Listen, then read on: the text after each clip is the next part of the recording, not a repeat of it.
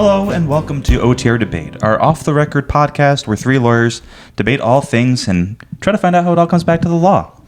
I'm Muchi, I work in immigration, and I'll be the judge for today's debate of side characters in video games and maybe even other areas. Without further ado, let's meet our debaters. On one corner, we have a guy who always gets by with a little help from his friends. Call back to our first episode. Lando. I didn't know who you were going to. You kept on going like this, going to him. I was like, when do we help him out? He's usually helping us out. I'm Lando. I'm a prosecutor. And in the other corner, we have a man who is always very supportive. Yeah, my interest can be nice too. Huy. Hi, everyone. I'm Huy, and I work in legislation. All right. So, guys, we're talking what today? We're talking some side characters? Okay. Sidekicks, video games, that sort of stuff. C2E2 is coming, and we're going to be there, and they do this kind of stuff, right? I think. Yeah, I think they talk about characters, and there'll probably be a lot of people dressed as maybe some of these characters you're talking about today. I'm not sure. Oh, God. I hope not mine. But it's a little bit different than normal, right? Because you guys have put together a couple teams of 3 side characters, right? Yep. And you're gonna kind of have them go against the other team, right? What's the better team? Okay, so before we get started into everything else, can you just tell me who your team is? Just the 3 characters, real quick. No other argument yet. Okay. So Lando, go ahead first. I'll start. Yeah. My team, I think it's a pretty good team. Not to get into my opening yet, but I've got Falco Lombardi. All right. From Star Fox? I was going to let that be a reveal, but yeah, from Star Fox. He's from Star Fox. Diddy Kong from Donkey Kong. And Dog. Don't reveal who that's from yet. Don't reveal. Should leave that one a secret. And I did this because you had categories, right? You have categories for us? I do. Okay, we'll get into that. Yeah. So. And who are your characters? Sure. So my first character is Aku Aku from Crash Bandicoot, followed by Knuckles the Echidna from the Sonic the Hedgehog series, and finally I got Pikachu from Pokemon. Okay. Well, so we'll get into things in a little bit. But first, I just want to tell everyone who hasn't heard us before, here's how the format goes. We'll be doing opening statements. You'll be doing opening statements, and then I'll ask you a series of questions. And then you'll close through closing arguments, and then I'll come to my ruling. Okay? So, counselors? This week we're kind of doing it a little bit different, though, right? I don't want to get it too far ahead because I did not prepare for a series of questions on this one. I'll let you know that right away. I think we're going to go through our characters, right? Yes, correct. Okay, and then establish our team. Well, I'll ask something about them, though. Oh shit. Because you're just going to spew anything. I know you prepared extensive briefs, and I've read them, but I have questions based on those. So. Okay. I would have questions, too. So who's ready to get started? I'm ready. Yeah. All right. Yeah, I could start with the opening, too. Go ahead. Your Honor, I've established a primo team here. I've got a arrogant, kind of independent leader of my team, Falco. I've got the muscle. He's smaller than, his family member, but he's still the muscle, Diddy Kong. I picked him because it's very timely. The stuff with P. Diddy going on. This is, not to make light of anything, obviously, because shit's serious. But I've got Diddy Kong. I wonder if that'll still be the news by the time this episode comes out. I'm sure something will have eclipsed it by then. I'm sure there's going to be more the way everything's playing out. That's true. More about this case, yeah. And I've got to round up my team a dog. So you'll see. It's a good team. Okay. I'm just curious what dog. Okay, well, I guess I'll hear later. Are you ready for your opening? Yeah, I mean, just going off of the dog, I have a mouse and an echidna and a wooden mask. And what better team does that make? But in all seriousness, I think my team is very well rounded. As serious as this conversation can get. I was going to say, this debate is not serious at all.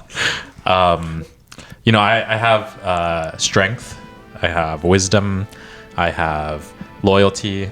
And I think this team of 3 that I put together can really do some damage.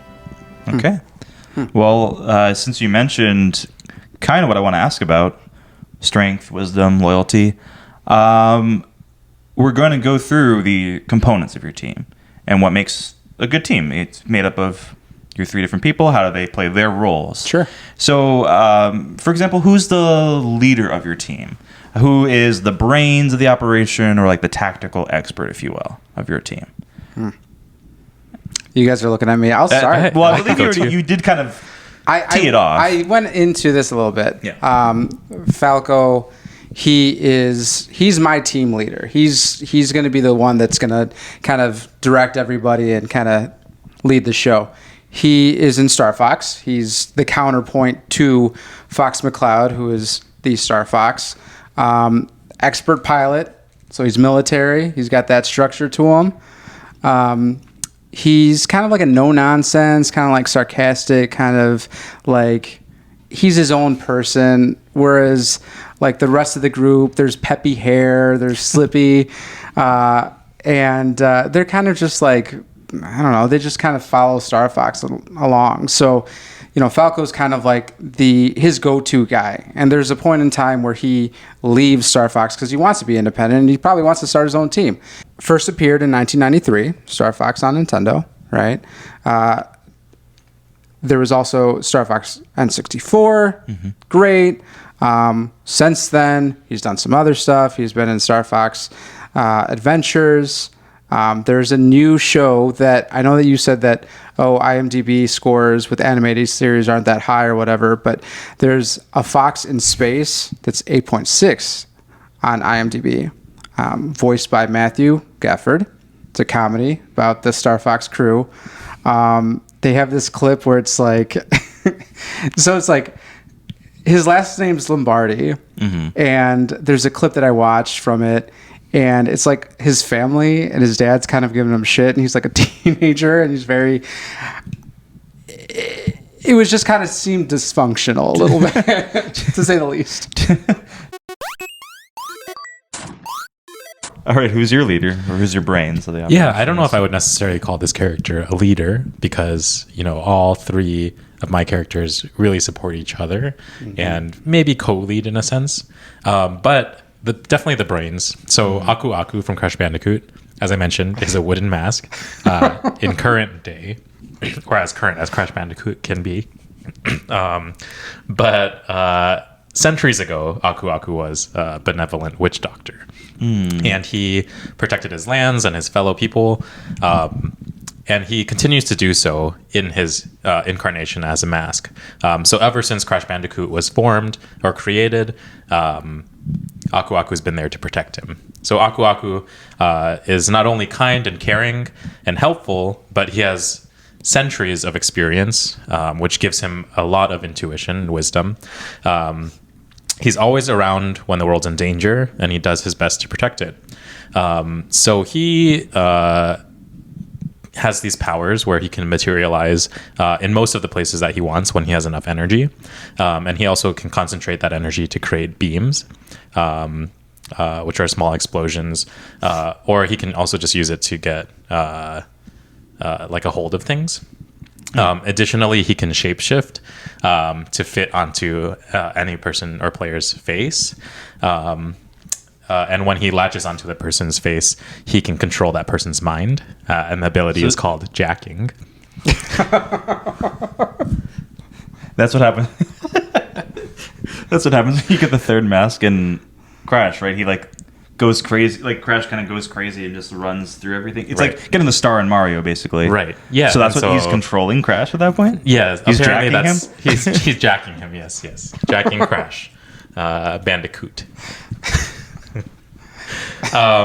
And yeah, so, what you're talking about where he's thrashing around does give him some invincibility, which I think is, obviously kind of a power move that will give any person who's wearing him, or any Jackie, maybe, I don't know the term, but, some sort of some extra protection. Okay. Yeah. Sounds like a brainy guy. Yeah. It took centuries to get to this place. And as a fun note, on Easter Island, they have a saying called Aku Aku that means a spiritual guide, which is where his name may derive from. Oh. So, Okay. as a spiritual guide, he definitely protects Crash Bandicoot and will protect this team as well. Okay. Did you have anything more about your first character, or did you want to move on to the next ones? Well, we can move on to the next one. Okay. I did mention that the Falco's original name was misinterpreted. So it was initially going to be Rambaldi after the SFX artist from E.T. And I guess there was a mix-up in translation from Japanese to English, and it ended up being Lombardi. That would make sense. Yeah, that would make sense. I don't. You could see that happening. Because when I looked it up, and because I never knew his last name, I didn't even know he had a last name. I thought his last name was Punch from Smash. Different character. Oh, Falcon Punch. that's Falcon. Oh, That's never Captain mind. Falcon. Clearly, I have no idea who you're talking about. But Falco is in Smash as well. He is in Smash Brothers. Wait, yeah. is he the bird? Yeah. Yeah. Wait, who's Falcon? Captain Falcon. Like, It's not does a the Falcon punch. He's not a bird. I He's a mouse. may be He's in the conflating the suit. two. Yeah. Okay. I think F-Zero Well, is he wrong? Yeah. I take back my joke. I will check. There's so many jokes I wish I could take back. Want to move on to the second one? Sure. Yeah. Let's do that. So, Please, let's move on. so who is your muscle? Who's kind of like the one that's scrappy? It's good in a fight. That'll, if you need to throw down, will be the go-to person. My guy's Diddy Kong. Yeah. First introduced 1994 Nintendo Donkey Kong Country. Then in 64 Donkey Kong 64, where there was on the Nintendo 64 you have the 4 ports for the controllers and you could play multiplayer. It was very much a game where I loved playing that game because it was basically 007 but with these apes. There's an orangutan, there was Donkey Kong, there was Diddy Kong. There's all these monkeys going around. They're shooting these little guns, but Diddy Kong's was a little peanut gun. Oh, so he shot little peanuts. It wasn't like Donkey Kong did. Someone did watermelons. I think they shot maybe Donkey Kong, so that's kind of how he got his start. And I know you're saying, wait, what? Diddy Kong for the muscle? He's just a little spider monkey. What's he gonna do? Mm-hmm. Well, first off, let me say, he is related to Donkey Kong. Donkey Kong is a big-ass gorilla. yeah. Diddy Kong is listed as a spider monkey, but I'm pretty sure because they are related, he's got to be half spider monkey, half gorilla or something. Do you represent the entire Kong family, by the way? You're just always talking about Kong in these episodes. Yeah. King Kong. Donkey Kong. And Diddy Kong. Yeah. No relation. No relation. As discussed previously. Yeah. There was a lawsuit about it. Yeah, so he is he's the muscle because he's got those peanut guns. He also had his own game in Donkey Kong Country 2, where it was Diddy Kong and his cousin Dixie. With ponytail? Right. Yeah. She was blonde. And then her fur is all brown. So it's kind of weird. Maybe she was wearing a wig or something. But Donkey Kong gets captured. And basically Diddy Kong has to fight the same villains and same baddies as Donkey Kong did in the last game. So it's pretty big accomplishment for him. He's clearly got the muscle. Okay. And we've got Captain Falcon, right? Right. Yes, because I definitely know who that is. My muscle is Knuckles, the echidna, from Sonic the Hedgehog. He made his debut in Sonic the Hedgehog 3 for Sega Genesis. And he was introduced as an antagonist in that game to Sonic because Robotnik, or Eggman, kind of lied to Knuckles. Jim Carrey. In the movies, yes. That Sonic was there to steal the emerald that he's guarding. And so, he first becomes a playable character in Sonic and Knuckles, which was meant to come out at the same time as Sonic the Hedgehog 3, but due to some timeline issues. They released almost near each other, but so he first became playable in Sonic and Knuckles. But yeah, he's known to be one of the strongest players, the strongest characters in the Sonic the Hedgehog series. He's a little bit slower than Sonic, but one thing he does have over Sonic is that he's able to swim. He can climb with his knuckles. And I mean, he's the last of his ancient civilization of the Echidnas. And They're not the same? No, Sonic is a hedgehog. Oh, yeah. Okay, sure. It's in the name. Whatever. And Tails Next, is a you're going to be fox. asking if Crash is a bandicoot. And if Aku is an Aku. So he's, super strong. He can use the emeralds to become both Super Knuckles and also another version of Knuckles that I think is slipping my mind right now. But Brass knuckles? no, I don't think it's Brass good. Knuckles, but maybe They missed Ultra it. or something like that. Missed an opportunity They there. did. We can get into some other issues with Knuckles later on. He also is one of the most popular side characters, and he's appeared in a lot of the different games and comics, and actually is getting his own spin-off series on Paramount Plus, which is a spin-off of the recent movies. So this new series comes out on April 26th, 2024, and will kind of be the plot between Sonic the Hedgehog 2 and Sonic the Hedgehog 3, which comes out in December. And is Idris Elba voicing him in the show? Yes. Oh, okay. I believe so. Yeah. Nice. So he's not only popular, sometimes he's gullible, but he is strong. He's the himbo I hope to be one day.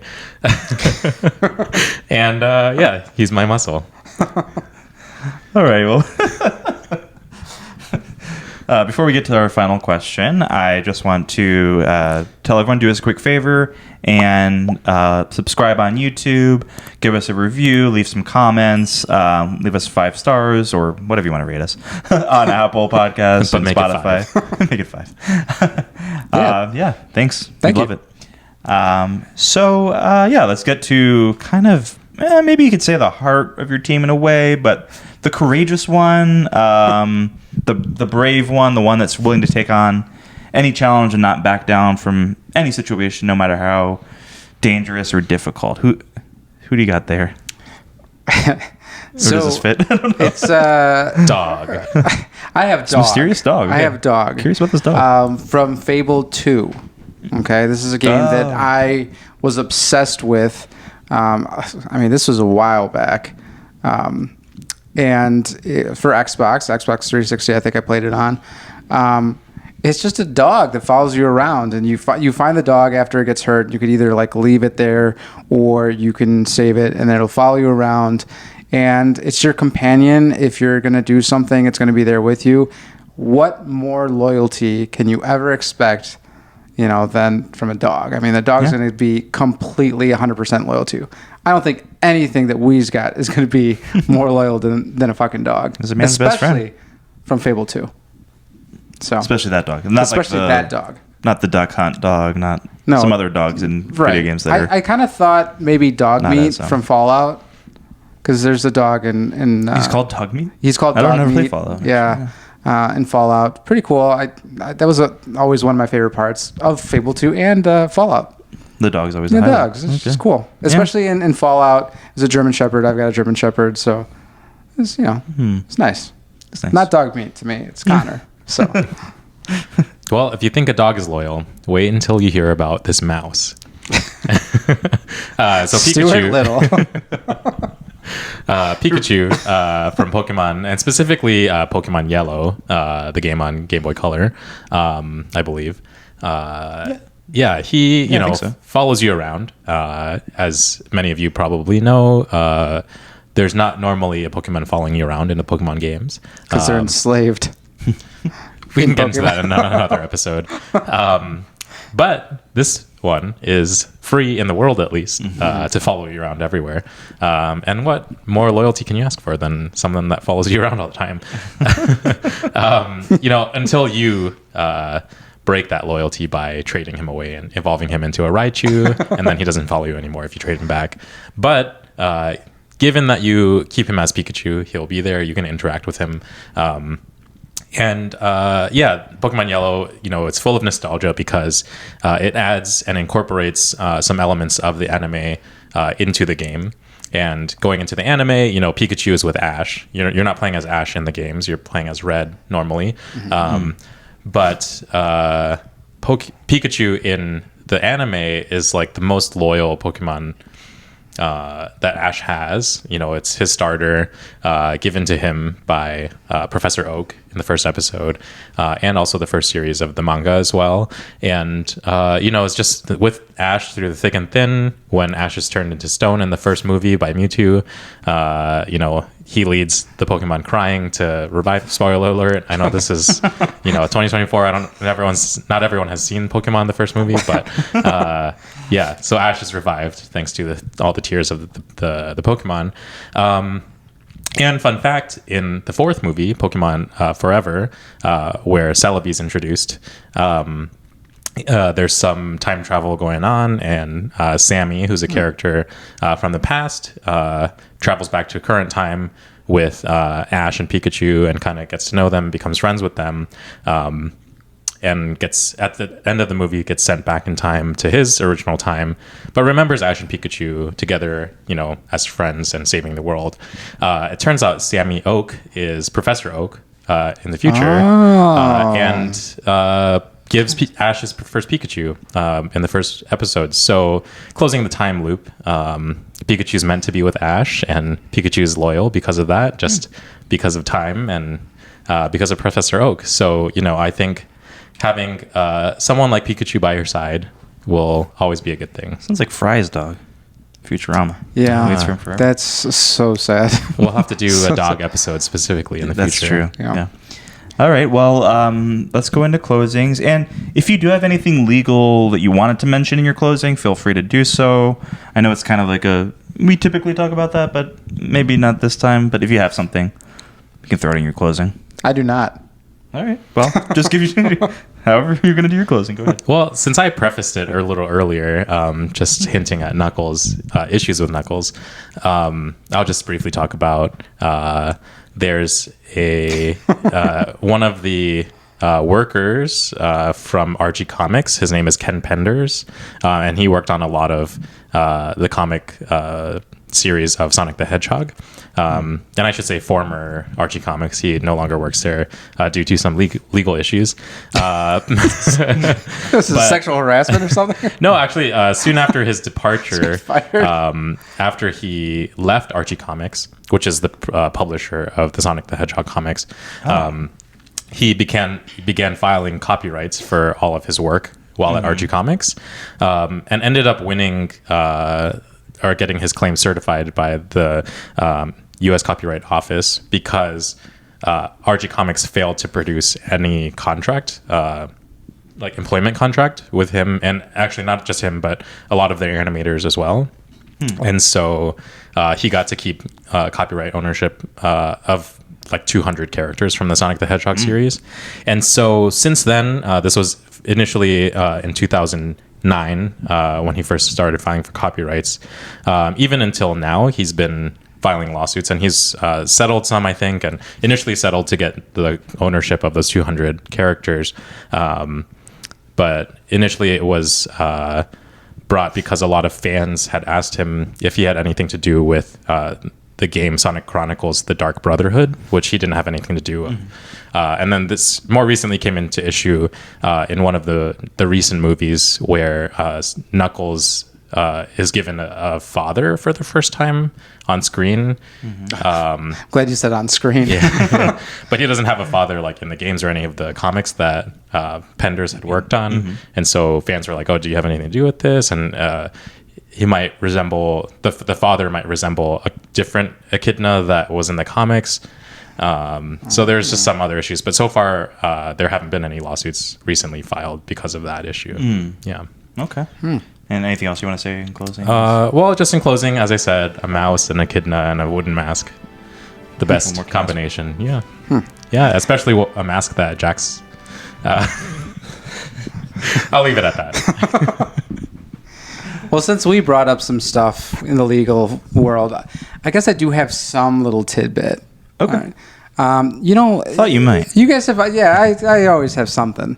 And we kind of talked a little bit about Nintendo and King Kong and Donkey Kong in a previous episode. This is sort of tied into that, but not really. So Rare, Rare. Founded in 1985 by Tim and Chris Stamper. They have that little logo, the little R that you probably saw on, GoldenEye and all those games. In 1994, 1995, they began publishing games for Nintendo, who was distributing them, including the Donkey Kong games. That's why they had their little token everywhere. And I think that you can play when you're playing. I think that was one of the things you could find. Maybe was that one of the little golden coins or something in Donkey Kong Country. I think so. So they just were putting their their logo everywhere. Kind of being shameless about it. In 2002, Microsoft actually bought Rare for $375 million. However, Nintendo retained the rights to the characters from Donkey Kong. And there's actually, it goes a little bit in depth. It's kind of like a King Kong situation where it's like kind of muddied up because it's not that clear and simple. Because I think Microsoft also has some sort of right to them. It's just kind of muddied. Okay. But that's maybe like the Sony, Spider-Man, and Marvel kind of a little bit conundrum. And I'm glad you brought that up because that's a little tie into our next episode. True. Okay. But in closing, for my team, you have a military leader that he's funny. He's a goofball. They could put Diddy Kong in line because he needs a little bit of structure in his life. He's a teenager or something, and can put a leash on that dog. So we got a good team with pick my team. Okay. Please. All right. Well, we got some iconic characters on Wii's team in particular. However, I do kind of feel like Wii's team is maybe all muscle. Does the mask do much? I think the mask is like more muscle than anything. It looks like powers you up. He does give you hints. Sorry to do this afterwards, but he does give you hints throughout the game. He doesn't have any speaking parts, so a lot of the hints are all written. He does have a sound effect that many of you might be familiar with. Look it up yourself. But yeah, you're right. They might all be very strong, but they also have other characters. No, maybe not. But I did want to rebut the judge of accusing my team of being too muscly. Too muscular. That's the word, yes. I wasn't even... well, when you're jacking all day. Something might be muscled, yeah. All right. I was going to give it to Orlando. Thank you. For the balance of the team. You got the clear leader, I think, the smart one, and you got the fighter, and you have the loyal heart and soul of the team. The dog. So on that note, thanks for listening, and this has been a friendly debate, or an OTR debate. Thank you. Bye.